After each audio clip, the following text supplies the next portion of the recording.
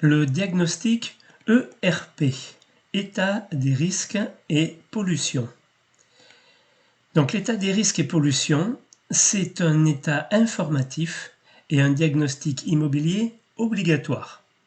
Sa mission est d'informer le futur acquéreur ou locataire d'un logement des risques naturels, miniers, technologiques, sismicité et des pollutions des sols, en particulier le radon, auquel il pourrait être potentiellement exposé. Comme son nom l'indique, cet état des servitudes sur les risques et aléas comprend principalement des informations sur les risques réglementés. L'ERP fait partie des diagnostics immobiliers obligatoires à intégrer au dossier de diagnostic technique, le DDT, lors de toute transaction immobilière, que ce soit une location saisonnière ou une vente. L'ERP remplace l'ancien SRIS. Le 1er janvier 2018, l'ESRIS, état des servitudes, risques et informations sur les sols, a remplacé le diagnostic ERNMT, état des risques naturels, miniers et technologiques, pour intégrer la prise en compte de la pollution des sols. En août 2018, l'ESRIS a ensuite été remplacé par l'ERP, à l'occasion de l'ajout de la présence du bien immobilier dans une zone à potentiel risque radon, un gaz toxique présent dans le sol de plusieurs régions françaises et qui peut s'infiltrer dans l'air intérieur. Depuis le 1er janvier 2020, dans le cadre de la vente d'un terrain non bâti constructible, l'ERP doit également contenir l'étude de sol préalable.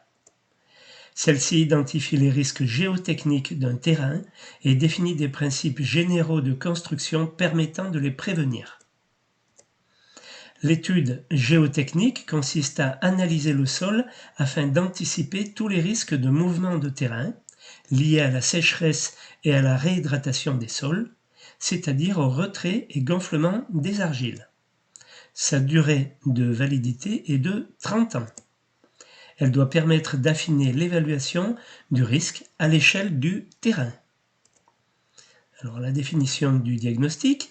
L'état des risques et pollutions est un diagnostic immobilier qui regroupe les informations liées aux risques naturels et technologiques et à certains effets de la pollution des sols. Lors de la vente ou de la location d'un bien, maison ou appartement, l'ERP est transmis à l'acquéreur ou au locataire par le propriétaire ou le bailleur, dans le cadre du dossier de diagnostic technique, le fameux DDT. Ce dossier regroupe tous les diagnostics obligatoires comme le DPE, le diagnostic assainissement non collectif, le diagnostic loi carré si le logement est situé dans une copropriété. Le DDT est remis au plus tard le jour de la signature de l'acte de vente ou du contrat de location. Le diagnostic ERP, qu'est-ce que c'est ? Il informe les futurs occupants d'un logement des risques naturels, miniers et technologiques auxquels ces derniers sont exposés. Cela comprend par exemple les inondations, les avalanches, les incendies de forêt, les accidents industriels, les expositions nucléaires, les risques sismiques et miniers et désormais les risques liés au radon. Le diagnostic ERP est encadré par l'article L125.5 et l'article R125.24 du Code de l'environnement.